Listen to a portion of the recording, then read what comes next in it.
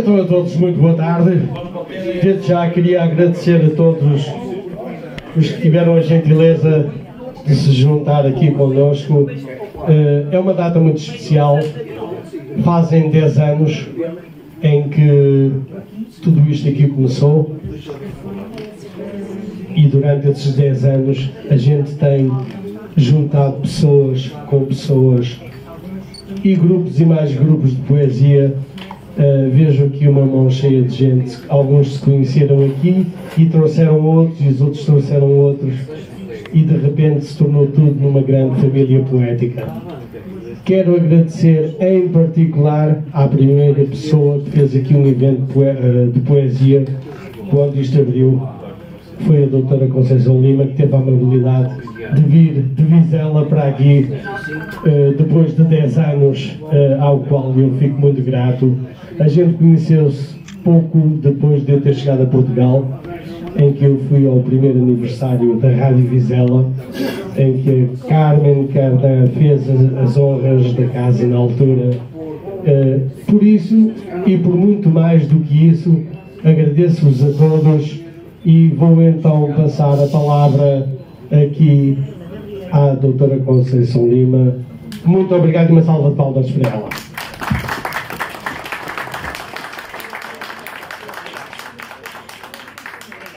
Obrigada antes de mais ao João que me convidou a falar da biografia, traços, não é bem propriamente a biografia, senão não saímos daqui hoje, mas traços biográficos significativos de Eugênio de Andrade que possam transparecer-se nos poemas que vão ser ditos.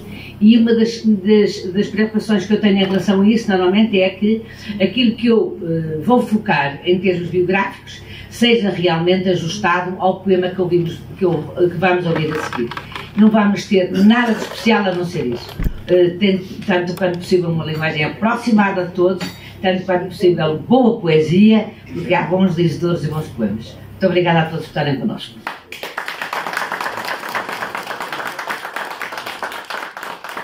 Para começar, porque a música é sempre uma aliada da poesia, vamos ter a Laurinda, peço desculpa, diga o resto do nome, Laurinda Dias. Laurinda Dias, que vai cantar uma canção à sua escolha e vai abrir, enfim, aquilo que eu considero que pode ser o ambiente ideal para que se introduza a seguir a poesia. Vamos a isso então, Laurinda, por favor. Então vou cantar do Zeca Afonso, Menino do Bairro Negro. O Zeca Afonso fez 36 anos que faleceu na quinta-feira e eu achei por bem começar com uma canção dele.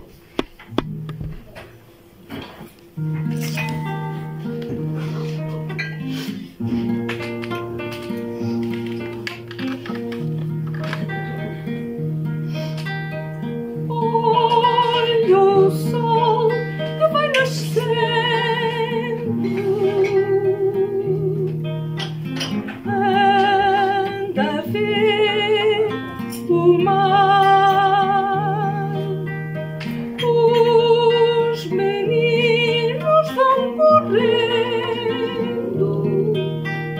ver o sol chegar, ver o sol chegar. Menino sem condição, irmão de todos os nus, tira os olhos do chão, vem ver a luz. Menino do mal trajar, um novo dia lá vem. Só quem souber cantar virá também.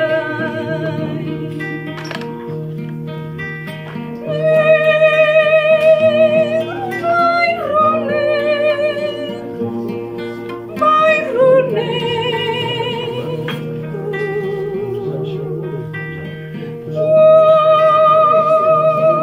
não há pão, não há sossego.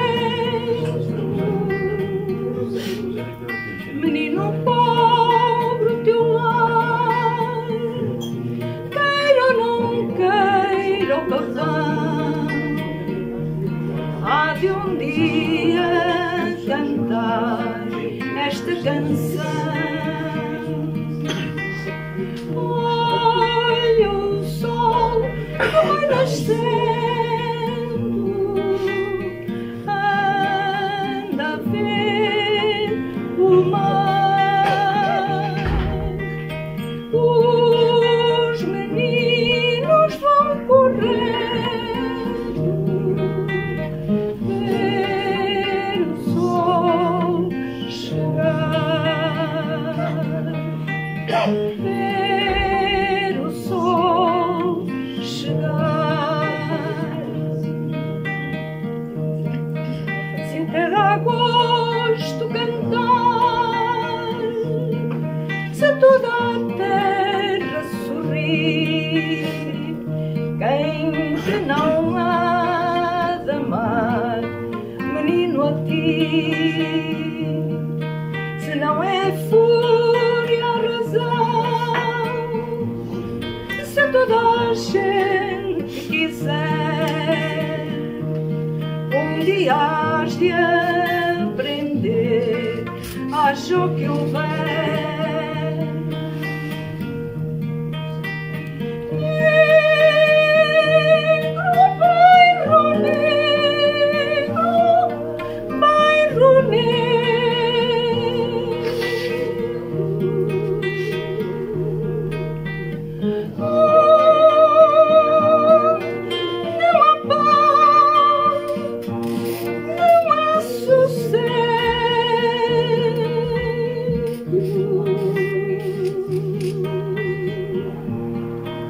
Menino pobre, o teu lar, queira ou não queira o papão, há de um dia cantar esta canção.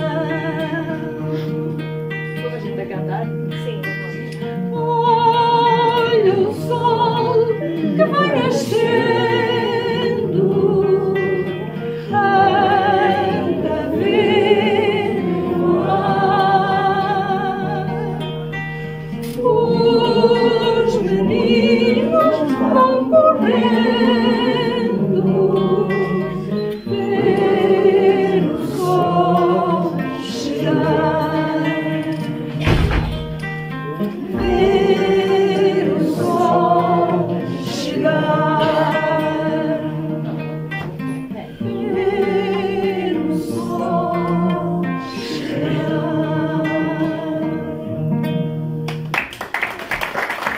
Bom, vamos então falar de Eugênio de Andrade, tanto quanto possível na linguagem informal, para chegarmos a todos, para nos sentirmos todos em ambiente de pura tertúlia.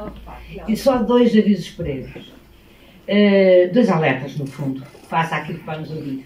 Um é que nós sentimos a presença do amor quase omnipresente e não saberemos se esse amor é dirigido à mãe, e é a mãe que realmente é uma sombra tutelar que se passeia por quase toda a obra de Eugênio de Andrade, ou se, mas isto também tem a ver com a época, mais a partir de 1950, se nós vemos, eu estou aqui a dar voz diferente, não estou?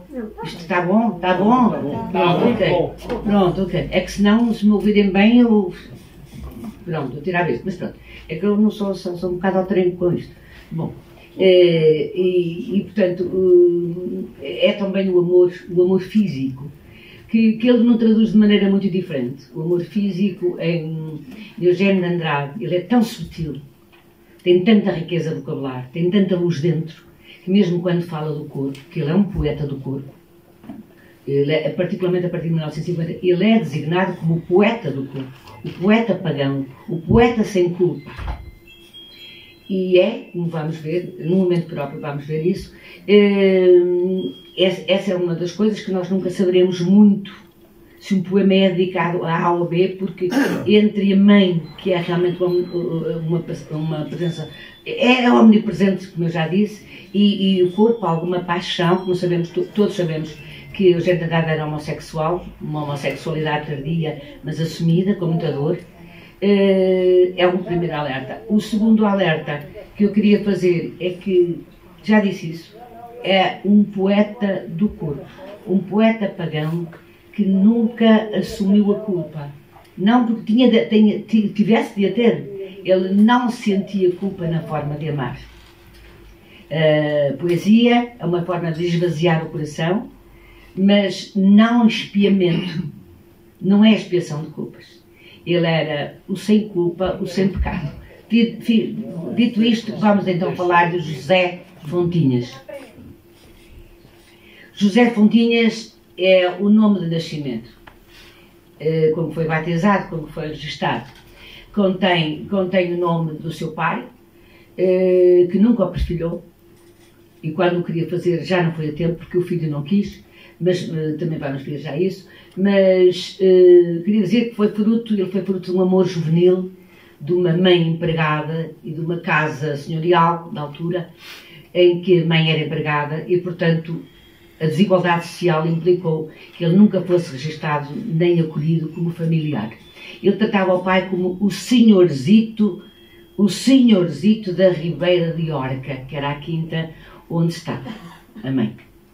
E, portanto, essa desigualdade social, esse distanciamento social acompanhou durante muito tempo e marcou definitivamente a sua poesia. Ele diz, sou filho de camponeses. Não é. Ele, quando diz sou filho de camponeses, quer dizer sou filho do campo. Ainda sou da terra, é com a terra que eu me identifico. Passei a infância na aldeia da Beira Baixa, é verdade, porque nasceu em Fundão, na póvoa da Atalaia. Eu até estava a confundir há bocado com a Maria de perguntar, era a Quinta da Atalaia? Não, não é a Quinta da Atalaia, é a festa do PCB, não. Era realmente perto do Fundão. E nunca foi reconhecido como tal, mas nunca foi infeliz também. Embora reconhecesse, tivesse consciência, a partir de certa altura, da ausência do pai, da figura paterna que o ajudaria no crescimento, teve sempre uma mãe, como ele diz também, sem fadiga. E quando digo estas palavras, eu ou leio-as ou digo-as e digo que são dele. Uma mãe sem fadiga e sempre vigilante. Realmente aquela mãe tentou ser pai e mãe. Tão curiosa aquela mãe. Como é que é possível que uma mulher, em 1923, porque ele nasceu em 1903, lá para o Fundão, para o Beira Baixa, tivesse tido cuidado de atribuir àquele filho, dar condições para que ele crescesse, mesmo literariamente falando. Literariamente a palavra agora aqui é um bocadinho descabida, mas que crescesse com palavras, que crescesse com a leitura. Então ela fazia uma coisa muito interessante, que era recortar dos jornais da casa. Ela recortava historietas de fim de semana que vinham nos jornais da casa e entregava ao filho para ler. Portanto, o filho cresceu assim, com essa presença vigilante e sem fadiga, que é a frase da mãe, é realmente uma verdade. Daí que a mãe seja em permanência na sua vida, em permanência. Era de ascendência galega, porque os pais, os avós paternos, viviam ali na Raia, e mais do que isso, até já numa das primeiras terras já espanholas, que era Vila Nova del Fresno, e ele passou lá muito tempo, o que influenciou também a sua maneira de ser, a sua maneira de ver a vida, porque era uma zona de contrabando, como eram muitas da Raia, como sabemos. Era uma zona de contrabando e ele aí tinha algo que o distraísse de uma certa monotonia. Ele não sentiu grande monotonia na infância. Ele encantava-se com as pedras, ele encantava-se com o vento, ele encantava-se com os ramos das árvores, com os ninhos, com os pássaros. Acho que não foi propriamente isso que lhe falhou. Falhou-lhe algo mais, que vemos isso, quer dizer, uma certa solidão de outras crianças com quem conviver, mas, e da figura paterna, como referência, que é sempre um referencial necessário à criação e ao crescimento, e ele não teve, mas tinha a mãe. E então, lembra certas coisas que eu quero partilhar convosco, só vou partilhar curiosidades daquilo que eu sei. O que eu sei, peço desculpa, não é presunção da minha parte, mas é seguro. Porque há muitas histórias ligadas a todos os autores. Não há hoje nenhum que não tenha rendilhados por fora, poemas por fora que não são seus, que não tenha uma renda de bilques bem feita a compor uma história de vida. Não, isto é verdadeiro. Academicamente falando, é verdadeiro. E ele lembra-se que era nessa Vila del Fresno, na casa dos avós paternos, que ele via os contrabandistas, como eu disse, e que traziam, uma vez a mãe comprou-lhe um sombrerito branco. E ele fala nisso com muito prazer, como uma alegria de um brinquedo. E mais do que isso, numas sandálias. Ele só tinha umas botas, começou a ter umas sandálias e diz uma frase fenomenal que é da autêntica poesia. E ele diz, As sandálias vieram substituir as botas. E com as botas eu dançava, eu voava, a terra era toda minha. Eu acho fantástico, porque a terra era toda minha, já é o nosso Eugênio de Andrade. Lá longe, e fica pela memória, porque os seus poemas são muitos, particularmente os que guarda da mãe, porque a mãe faleceu quando ele tinha 33 anos, não está para isso ainda, mas de qualquer maneira vai já a informação. Ele lembra-se tudo de memória, naturalmente, e há um poema que eu vou dizer, não porque entre no grupo dos dizedores, não sou dizedora, mas porque este poema completa. Há vários. Há duas referências em relação à vida e infância do Eugênio de Andrade que é preciso dar, que é um tanque, uma laranjeira, o sol, a água, a fonte, o vento. Mais do que isso. Mas para começar isto, então ele dizia, falando da mãe, e agora também eu refiro, é da mãe que ele diz, embora não a refira explicitamente. A laranjeira ainda lá se encontra. E tu? Ainda aí estás? Ao longe erguia-se a poeira, quando o rebanho ao fim da tarde passava. Era verão. E só no verão a poeira se levanta assim, sem haver vento. No tanque, um fio débil de água servia para nos sentarmos à beira do seu rumor. Eu era pequeno. E tu, uma mulher triste. Essa tristeza é ainda minha, mas só ela e a laranjeira. Depois a mãe, por necessidades económicas, queria fazer a sua vida e melhorar a sua vida, foi para Castelo Branco e ele frequentou necessariamente. Não vou fazer os lugares comuns, acho que não vou por aí porque estamos a gastar tempo, perder nunca seria, mas a gastar tempo e portanto não vou muito por aí. Mas ele refere-se a essa época dizendo o seguinte: não foi pobreza, porque estava cheio de amor, um amor vigilante e sem fadiga. Aprendi que poucas coisas são necessárias. Ainda são as mesmas coisas que os meus versos amam e exaltam. E uma das coisas era exatamente o uso das palavras. Há as palavras que incendeiam, como ele próprio diz também, há palavras que matam, há palavras que condenam, há palavras que redimem, que são salvadoras, sabemos disso, redentoras também, e há palavras interditas. E vamos ter nosso amigo Amílcar Mendes a dizer-nos agora as palavras interditas. Obrigada, Amílcar.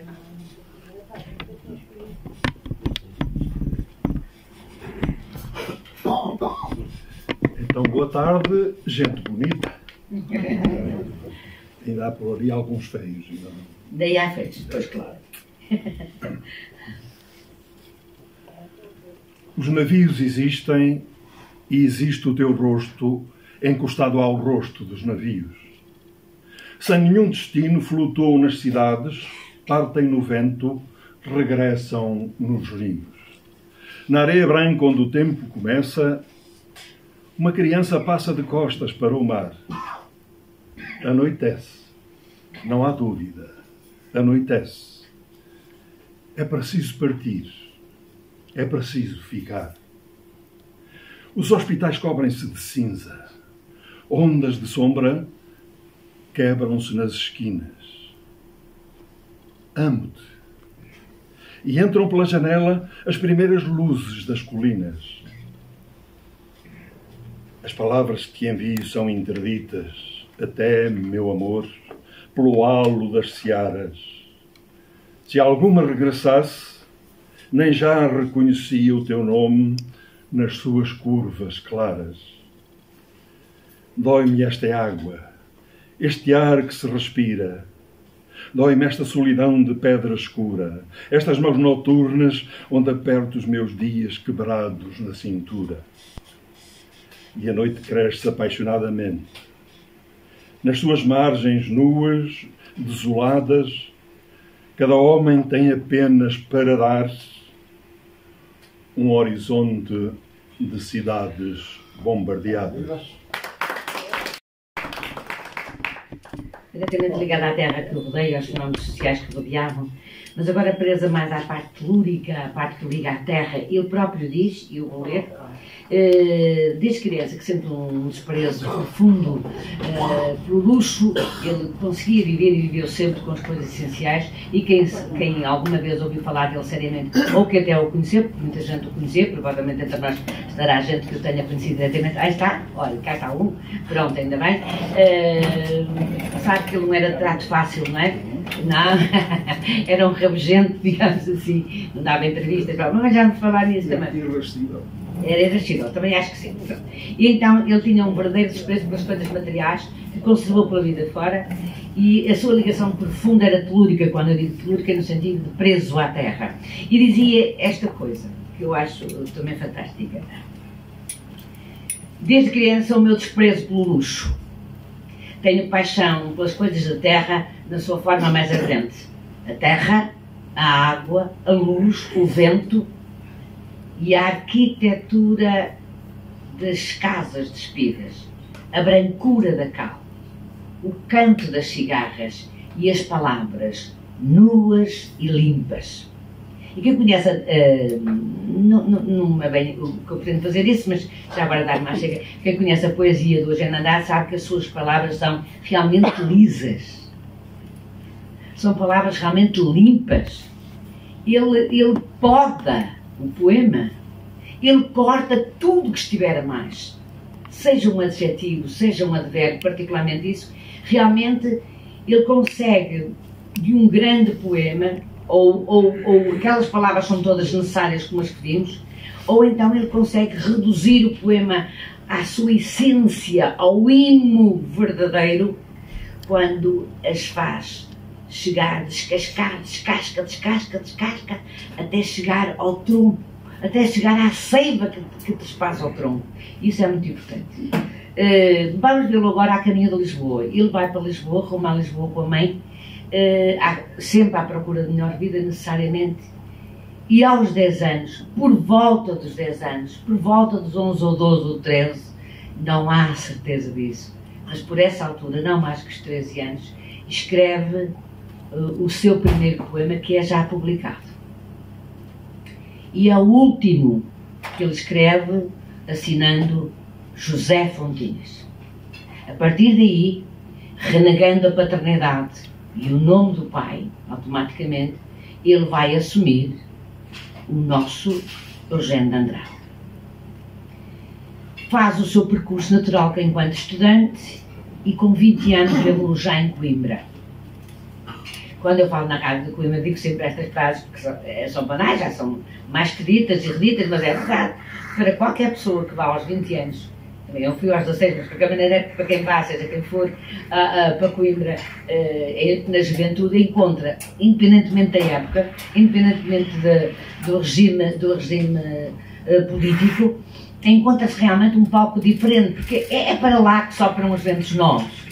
É sempre na vida estudantil, académica, superior, que se começa a ver o que vem de fora, os livros que se importam, aquilo que se policopia no tempo da ditadura.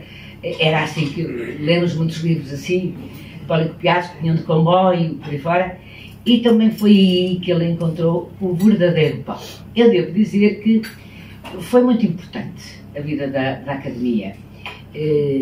Tinha 20 anos, e conheceu a Sofia de Melo Breiner, que tão perto vive aqui desta casa, viveu perto desta casa, e conheceu o Torga, o Miguel Torga. E eu acho muito interessante referir isso porque eles que eram fisicamente tão diferentes, quem reconhece a cara do Eugênio de Andrade, quem reconhece a cara do Miguel Torga, não tem nada a ver, mas têm muita coisa em comum, quer na maneira de ser, não têm fisicamente, nem quer ter na maneira de ser, porque eles eram os dois profundamente austeros. Os dois perfeitamente criteriosos, rigorosos, em relação ao que faziam e ao que escreviam. Os dois implacáveis, os dois, Torga e Eugênio, implacáveis contra a mediocridade. Não suportavam a mediocridade. Os dois rabugentos mesmo, não era Brunilca, mesmo, assim como ele diz, e é verdade. Os dois avessos a compromissos públicos, a entrevistas, nada disso. E foi realmente um encontro que juntou duas personalidades que se ajudaram mutuamente e que cresceram a par. E também aí nós temos alguma coisa relacionada com as palavras, que diz o Eugênio de Andrade o seguinte: as palavras são a nossa condenação e a nossa salvação. Com palavras se ama, com palavras se odeia. Gosto das palavras que sabem à terra, à água, à fonte de verão, aos barcos ao vento, palavras lisas de seixos, rugosas como o pão, que cheiram a feno, que cheiram a barro, que cheiram a limão, que cheiram a sol e que cheiram a noite. Nós vamos ouvir um poema que chama Noite Transfigurada. Noite transfigurada. Criança adormecida, ó minha noite, noite perfeita e embanhada folha a folha, noite transfigurada. Ó noite, mais pequena do que as fontes, pura alucinação da madrugada, chegaste nem eu sei de que horizontes. Hoje vens ao meu encontro, nimbada de astros, alta, despida de soluços e lágrimas e gritos.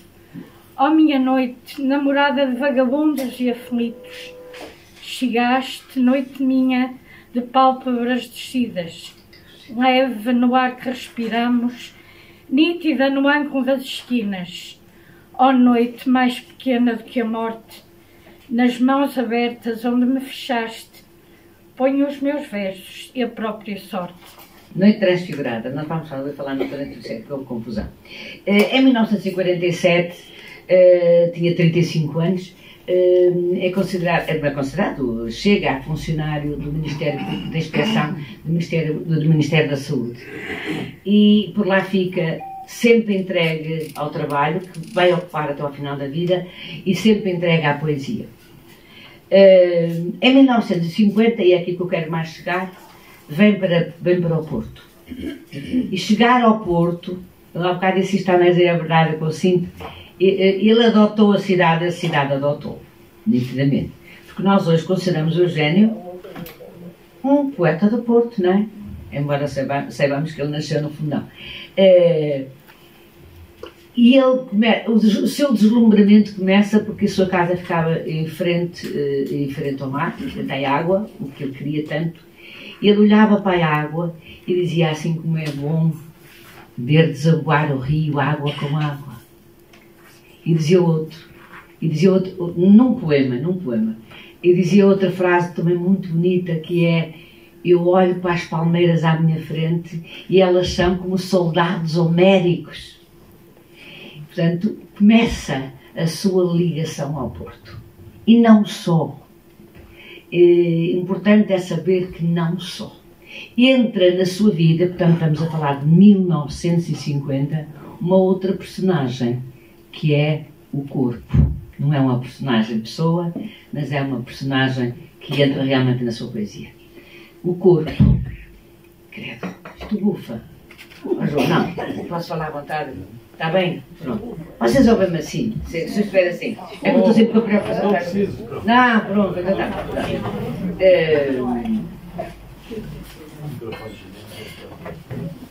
Veio por uma casa onde foi, eu acho que profundamente feliz. Eu não sei se ele alguma vez, quem sou eu para dizer isso, não sei se ele alguma vez foi profundamente feliz, mas sei que lutou pela felicidade. E sei que na poesia tentou também fazer a exaltação da vida, particularmente quando estava apaixonado. E foi um homem apaixonado. Homossexual, já vimos, partimos daí. Foi um homem que fez a exaltação do corpo. E eu admiro muito isto, muito, porque foi em 1950, a partir... aliás, críticos literários, olhando a obra do Eugênio de Andrade, diz que a sua obra com maior maturidade e maior profundidade, maior densidade e maior beleza, estas quatro características, são particularmente presentes na obra da Eugênio de Andrade a partir daí. Seja para nós ou não interessa, o que interessa é que seja dito por alguém que nós o encontremos aí também nesses versos. E quando falo que disse há pouco, do amor pagão, é que aqui entra o amor pagão. É então o homem sem culpa. E nós vamos ouvir um poema que a Teresa, não é, a litania não é, Teresa?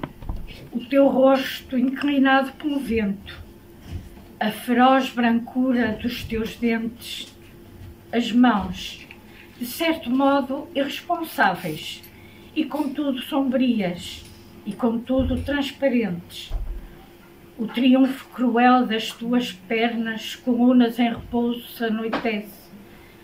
O peito raso, claro, feito de água. A boca sossegada, onde apetece navegar ou cantar. Ou simplesmente ser a cor de um fruto, o peso de uma flor. As palavras mordendo a solidão, atravessadas de alegria e de terror, são a grande razão. A única razão. Vemos a entrada do corpo na poesia. Não é volúpia. A volúpia traduz-se sabiamente, por quem a sabe escrever, traduz-se num desejo de algo, parte do corpo ao corpo inteiro, quase de absorver a alma do outro. O Eugênio Andrade não vai por aí. Vai pela subtileza. E nós só percebemos que está a falar de alguém que ama e que deseja, não porque o desejo não existe, nem ele pretende negar, mas porque a sua forma de escrever é tão sutil, tão leve, tão líquida, a palavra que ele vai usar é tão líquida, que mesmo que ele pretendesse dar densidade ao desejo, a ponto, inclusivamente, de nos passar a ideia do desejo, embora ele defendesse a carícia, defendesse, já vou dizer-vos um bocadinho, defendesse o toque do corpo. O corpo era para ser tocado, o corpo era para ser desejado e amado, mas nada, não há nunca, que eu conheça, que eu diga, que eu saiba, que pareça realmente a posse voluptuosa de um corpo. Não há choque. Não é que isso me chocasse, estou a falar por mim, não é que isso me chocasse, mas podia chocar. A poesia dele não tem. Tem realmente a carícia, ele fala do toque do corpo de uma maneira muito especial, porque ele, primeiro, uma das razões porque ele mudou nesta fase, penso eu, isto também é uma leitura pessoal, mudou nesta fase depois de ter vindo para o Porto, não é? E tornar-se quase um poeta nosso, é exatamente que ele queria, entre aspas, a palavra é dura, a vingança contra aquilo que era humilhado. E o que era humilhado era o homossexual, não é? Na altura não era aceito socialmente, as elites literárias afastavam-no. Ele também por si também era tão contido e tão austero na sua forma de viver, também não se chegava aos outros, não se chegava muito aos outros, tinha esta dureza de que o Amílcar falou, também em relação aos outros. Mas a verdade é que ele cantou o desejo, cantou a exaltação do corpo, cantou a exaltação da vida. Atrás era a exaltação da vida, era a felicidade com o vento, com as nuvens, com a água das fontes, com o pão, com o feno, com as searas, é isso. Agora junta-se, por isso é que eu chamei outra personagem, o corpo. E nesse corpo nós vamos ouvir um poema dito pelo Carlos Vez, que é, vejam bem, este poema, há bocado era para chamar a atenção, não podia, porque ia interromper o poema, Deus-me livre. Mas agora antes, tu és a madrugada. É quem sente. Tu és a madrugada. Tu és a esperança, a madrugada. Nasceste nas tardes de setembro, quando a luz é perfeita e mais dourada, e há uma fonte crescendo no silêncio da boca mais sombria e mais fechada. Para ti criei palavras sem sentido, inventei brumas, lagos densos e deixei no ar braços suspensos ao encontro da luz que anda contigo. Tu és a esperança, onde deponho meus versos que não me podem ser mais nada. Esperança minha, onde meus olhos bebem, fundo, como quem bebe a madrugada. Obrigada. Também algumas frases que são poemas, as frases em si são poemas, basta uma frase para ser poema, na minha opinião, em que ele fala exatamente daquilo que estamos a dar agora, nesta passagem biográfica, que é exatamente o desejo, o corpo, o toque do corpo, a carícia. E dizia em determinada altura, numa entrevista, que o corpo tem um papel principal na vida das pessoas, porque é preciso tocar a pele, acariciá-la e senti-la a abrir-se nas nossas mãos. E mais, é a partir do homem, é a partir do corpo e dos sentidos que ascendemos à brancura rarefeita da neve.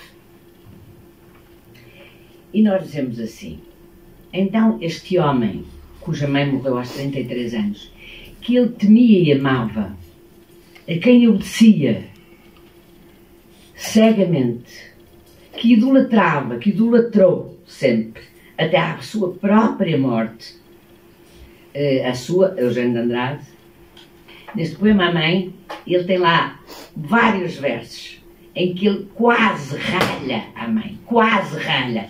E diz a determinada altura, peço perdão, Carlos Bês, diz a determinada altura: tu esqueceste que o meu corpo cresceu? Como que diz? Olha para mim, eu sou o que sou. Vamos a isso. Atente, se calhar vamos descobrir isso. No mais fundo de ti, eu sei que traí, mãe. Tudo porque já não sou o retrato adormecido no fundo dos teus olhos. Tudo porque tu ignoras que há leitos onde o frio não se demora e noites rumorosas de águas matinais. Por isso, às vezes, as palavras que te digo são duras, mãe, e o nosso amor é infeliz.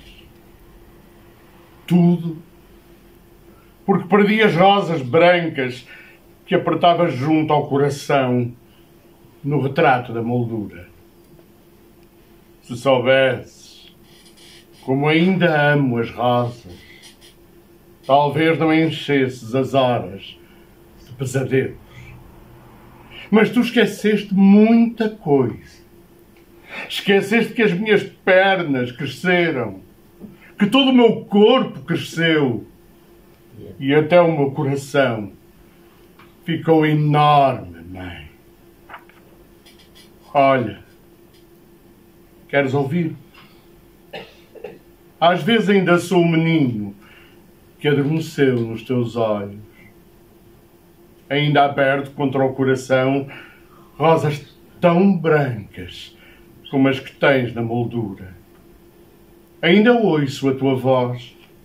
Era uma vez uma princesa no meio de um laranjal. Mas tu sabes, a noite é enorme e todo o meu corpo cresceu. Eu saí da moldura, dei às aves os meus olhos a beber. Não me esqueci de nada, mãe. Guarda a tua voz dentro de mim e deixo-te as rosas. Boa noite. Eu vou com as aves. Depois deste poema, mãe, acho que percebemos bem como ele estava imune à própria culpa, embora sabendo que fazia sofrer. Mas era a forma, como eu disse há pouco, também de dignificar algo que ele sentia, que fazia parte da sua própria maturidade, da sua própria assunção, enquanto corpo. Começou a envelhecer, como todos nós envelhecemos, e publica aos 78 anos o seu último livro, que se chama, posso não dizer bem de cor, Os Sulcos de uma Sede. Da sede ou de uma sede? De uma sede. Sulcos da sede. Acho que não, mas me interessa, de uma ou da, tanto faz. E em 2000 pretendeu fazer, olhando para toda a sua obra, pretendeu fazer uma espécie de resenha que refletisse o seu próprio gosto sobre a obra que criou. E fez uma coisa absolutamente herética, que é pegar em tudo, relia lixo. Lia e lixo. Isto tem muito a ver com o perfeccionismo do poeta, não é? Que são os perigosos. Os poetas são muito perigosos, porque escrevem e 8 dias depois não gostam e zumba! Abençoados porque esperam a perfeição. Mas por outro lado também mandam para o lixo, para o cesto dos papéis. Eu já disse muitas vezes, quem me dera andar a fazer a recolha do lixo da casa dos poetas, porque era muitas vezes a forma de nós encontrarmos coisas de absoluto valor. Pois ele fez aquilo que eu chamava de heresia, e acho que foi uma heresia, de fazer a recolha dos seus poemas e, segundo o critério do dia e o momento, deitou fora, positivamente fora. Mas estava depois a descansar, isto é dito por ele numa entrevista, por isso é que me atrevo a dizer. Estava depois a descansar e a lembrar-se que tinha feito e ainda tinha os poemas no caixote de lixo e disse, e se eu fosse dar outra volta? E se eu descobrisse que afinal havia ali alguma coisa? E descobriu. E disse alto para si, e disse alto depois da entrevista, que direito tenho eu, e esta frase hoje é muito ouvida, e ninguém sabe porque, ou muita gente não é ninguém sabe, muita gente não sabe, que esta frase deve a uma entrevista em que ele disse isto mesmo, em que diz, que direito tenho eu de deitar ao lixo aquilo que já não é meu. Nós dizemos isso muitas vezes, em relação aos poetas. A obra depois de publicada pertence a quem a leu. E ele então foi novamente ao caixote de lixo, foi novamente rever tudo aquilo que tinha deitado para o caixote de lixo e salvou pelo menos este, que é fenomenal também, e que o Júlio Almeida nos vai dizer de viva voz. Já não demora muito, Laurita, depois estão a cantar e de cá, faz favor. Já gastamos as palavras pela rua, meu amor, e o que nos ficou não chega para afastar o frio de 4 paredes. Gastamos tudo, menos o silêncio. Gastamos os olhos com o sal das lágrimas. Gastamos as mãos à força de as apertarmos. Gastamos o relógio e as pedras das esquinas em esperas inúteis. Meto as mãos nas algibeiras e não encontro nada. Antigamente tínhamos tanto para dar um ao outro, era como se todas as coisas fossem minhas.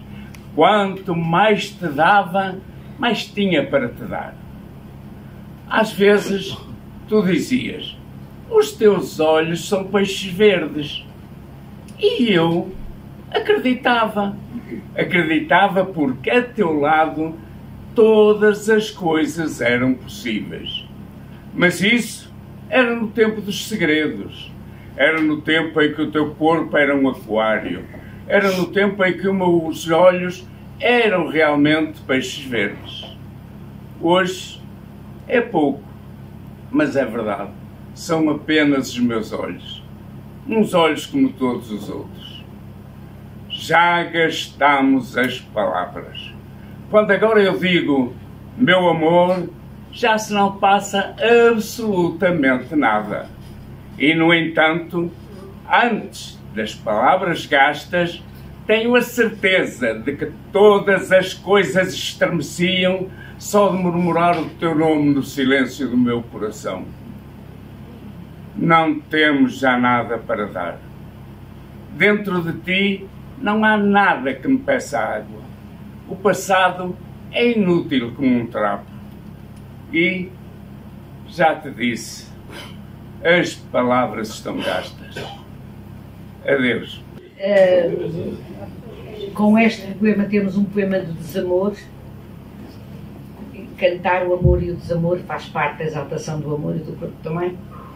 E começa a sentir o verdadeiro envelhecimento. E lidou muito mal com o envelhecimento. Lidou muito mal com o envelhecimento físico e com uma doença que começava a anunciar-se. O envelhecimento físico, porque sentia-se traído com o desejo ainda latente mas cuja correspondência física já não tinha, e sentia-se traído porque, duplamente traído, eu acho que, não sei como é que ela morreu mais cedo, porque é atingido por uma doença neurovegetativa gravíssima que o impedia de movimentar as mãos, não só, mas particularmente as mãos. E isso significa que ele deixou de escrever. E deixando de escrever, foi-se a força de viver. E nesse sentido, eu queria dizer-vos um poema cujo aspecto é de prosódia pura, mas que é um poema. Vou fazer-te uma confidência. Talvez tenha já começado a envelhecer o meu desejo. Esse cão ladra-me agora menos à porta. Nunca precisei de frequentar curandeiros da alma para saber como são vastos os campos do delírio. Agora vou sentar-me no jardim e estou cansado. Setembro foi um mês de venenosas claridades, mas esta noite, para minha alegria, a terra vai arder comigo até ao fim. Cai como antigamente das estrelas um frio que se espalha na cidade. Não é noite nem dia, é o tempo ardente da memória das coisas sem idade. O que sonhei cabe nas tuas mãos, gastas a tecer melancolia. Um país crescendo em liberdade, entre medas de trigo e de alegria. Porém a morte passeia nos quartos, ronda as esquinas, entra nos navios.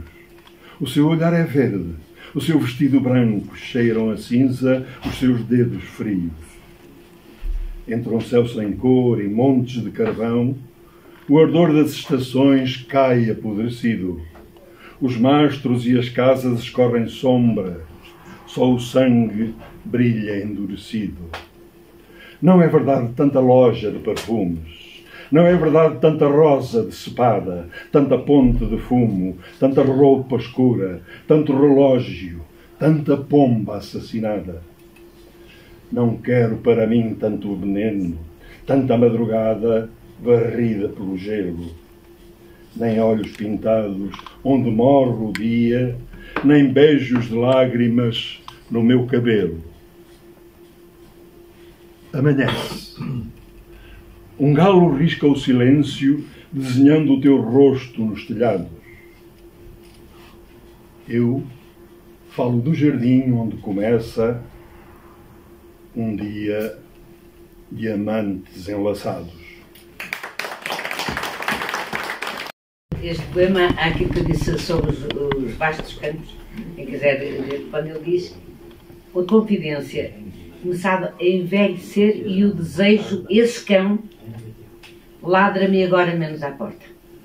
Está tudo em termo metafórico, mas todos entendemos bem a linguagem. É o envelhecimento, é a doença a chegar, é a transfiguração também da sua própria linguagem. Porque aqui já encontramos berros duros, muito mais duros do que habitualmente na poesia, muito menos leves do que habitualmente na poesia de Eugênio de Andrade. Ele pressentia, aliás, ele pressentiu a morte, quase a pré-anunciou, disse isso do Fernando Pessoa, e parece que é verdade, não se tem a certeza absoluta, mas parece que é verdade, que pré-anunciou também, previu a sua própria morte. Ele também disse que havia de partir em setembro e partido, pelo menos aí acertou, mas a dificuldade para vencer esses 3 anos finais foram muito difíceis, porque não escrevia, tinha de ditar os poemas, e a única coisa que o chegava a fazer, a palavra é dele, não é minha, que o fazia chegar à plenitude era realmente a música clássica que ele adorava. Então ouvia Bach, ouvia Beethoven, ouvia Vivaldi, esses clássicos, e eram a única coisa que o colou à vida. Porque de resto, eram os poemas lidos por Miguel, que era seu companheiro na altura, e a mãe de Miguel, que vivia também com ambos lá na casa, que é hoje a Casa de Fundação, o Eugênio de Andrade, que espero que conheçam, e se não conhecerem vão ver, que é muito interessante. E nesse sentido, ele quase desejou a morte, porque não sabia viver assim. E quando escreveu um poema que vamos ouvir que se chama Quase Epitáfio. Ele estava a fazer a despedida. Já era a despedida. O outro sabia, tinha uma certeza. Sou eterno, dizia. Eu não tenho nada. Amei o desejo com o corpo todo. Ah, tapai-me depressa, a terra me basta, ou o lodo. Emília Pinheiro, muito obrigada. Amei com o corpo todo. Sabia que já não era capaz de amar. E, portanto, esta antevisão de morte e cubram-me com um pano que ele pede, no final do poema, é exatamente deixar-me desaparecer. A minha vida terrena findou, se acreditava em alguma coisa. Uma das coisas engraçadas que eu acho também é interessante dizer é que nunca, talvez por altivez, talvez por orgulho, que também ele era altivo, não era na postura, era altivo na forma como lidava com os outros. Ele não se permitia a dor, não se permitia um queixume. E então escreveu, numa carta a um amigo, esta frase que vou ler-vos. Às vezes sinto-me tão desesperado que me sento a escrever como quem chora. Porque não podia escrever, depois já não podia, enquanto podia escrever fez. Realmente partiu durante o sono e à sua volta tinha aquilo que sempre quis ter. Quando veio para o Porto fez questão de se rodear de gatos. Não sei se disse isto, mas vai agora. Fez questão de se rodear de quadros belíssimos, de flores, ele adorava flores, particularmente as frésias, as orquídeas e as frésias. E pediu expressamente que para a sua morte era isto que queria à sua volta. Não queria nada de pompa, nem verbal, nem no exercício que havia para os funerais, exéquias, etc. Não queria nada disso. E queria apenas estar rodeado de flores. E assim aconteceu. Realmente morreu durante o sono e estava rodeado de orquídeas e de frésias. Eu acabo aqui. Espero que tenham gostado deste bocadinho. É mesmo um bocadinho, é uma tentativa de fazer chegar o Eugênio de Andrade por lados mais convidativos, parece-me a mim. Mas há, com certeza, uma forma que ele teve de nos deixar uma grande mensagem e que, de novo, a Emília Pinheiro nos vai deixar. Nos vai dizer. É que, e mais uma vez cá temos um poema cujos títulos são diferentes, às vezes vemos urgentemente, outra vez vemos é urgente, mas é urgente o amor, é que está certo. Vamos a vir, Emília, então, se faz favor. É urgente o amor. É urgente um barco no mar. É urgente destruir certas palavras, ódio, solidão e crueldade. Alguns lamentos, muitas espadas. É urgente inventar alegria, multiplicar os beijos, as searas. É urgente descobrir rosas e rios e manhãs claras. Cai o silêncio nos ombros e a luz impura até doer. É urgente o amor, é urgente permanecer. Este poema, o outro foi a Conceição que selecionou para mim, há um bocadinho que era muito curtinho e que realmente me arrepiei. E eu pensei, isto tem tudo a ver com a situação atual, uma situação que não se pensava há tantos anos, estamos outra vez a Europa a viver um conflito, uma guerra. E eu lembrei-me, isto tem tudo a ver com isto, com toda a situação. Vamos dar energia. Vamos dar energia. Então segue para que eu pensei, vamos. Então, vamos combinar uma coisa? Vamos. A Maria Emília, estás tu, que o poema é teu. Este teu é dele, mas... É dele, é tudo nosso, é nosso. Ela vai dizer os dois últimos versos e quando eu fizer assim toda a gente diz é urgente o amor, está certo? É urgente o amor. É urgente um barco no amor. É urgente o amor. É urgente destruir certas palavras, ódio, solidão e crueldade.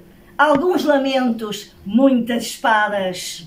É urgente o amor. É urgente inventar alegrias, multiplicar os beijos, as searas. É urgente descobrir rosas e rios e manhãs claras. É urgente o amor. Cai o silêncio nos ombros e a luz impura até doer. É urgente o amor. É urgente permanecer. É urgente o amor. Muito obrigada a todos. É preciso parar, nem que seja um segundo, o que é feito do mundo e onde chegamos agora. É preciso escutar quem nos fala por dentro, que é agora o momento, parar por dentro e por fora. É preciso sarar as feridas abertas, dizer as palavras certas, acalmar o coração. É preciso dar o melhor que nós temos. Todo amor é de menos. É preciso levantar do chão. É preciso abrir os braços em paz, voltar de novo a abraçar e sentir o calor. É preciso me dar aquele beijo imperfeito que ferve cá dentro do peito. Nós somos feitos de amor. É preciso seguir que o caminho é em frente. Fugir não é coisa de gente. É preciso levantar do chão. É preciso dar o melhor que nós temos. Todo amor é de menos. É preciso levantar do chão. É preciso abrir os braços em paz, voltar de novo a abraçar e sentir o calor. É preciso dar aquele beijo imperfeito que ferve cá dentro do peito. Nós somos feitos de amor. É preciso seguir que o caminho é em frente. Fugir não é coisa de gente. É preciso levantar do chão. É preciso dar o melhor que nós temos. Todo amor é de menos. É preciso levantar do chão.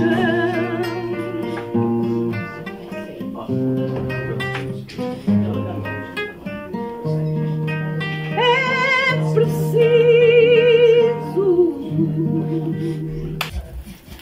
Parabéns a você nesta data querida, muitas felicidades, muitos anos de vida.